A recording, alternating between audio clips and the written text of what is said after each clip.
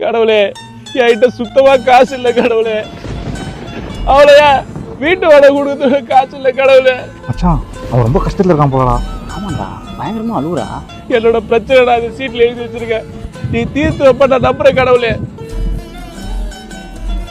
மச்சான் அந்த சீட் என்ன இருக்குன்னு போய் பார்க்கலாமா? சரி வாட போலாம். எனக்கு 5000 ரூபா தேவைப்படுகிறது. மச்சான் உனக்கு பண தேவை இருக்கு போடா. என்கிட்ட 2500 இருக்குடா. மச்சான் இதை வந்துட்டு கொடுத்துலாம்டா, சந்தோஷமா இருப்பான்டா. ஆமாண்டா வா. ப்ரோ நில்லுங்க. ப்ரோ நில்லுங்க ப்ரோ. ப்ரோ ப்ரோ நில்லுங்க ப்ரோ. என்னாச்சு ப்ரோ? ப்ரோ நாங்க காசு வச்சுக்கோ. எனக்கு காசு தேவைப்படுன்னு உங்களுக்கு எப்படி ப்ரோ தெரியும்? உங்களுக்காக அந்த கடவுள் தான் கொடுத்து அனுப்பிச்சாரு, வச்சுக்கோங்க. அட வச்சுக்கோங்க ப்ரோ.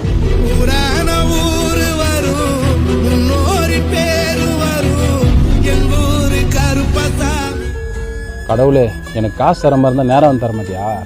அந்த பொறமாக்கு நான் ஐடியா கொடுப்பேன். அவனுக்கு 4500 கமிஷன் எடுத்து வெறும் 500 கொடுக்குறானுங்க.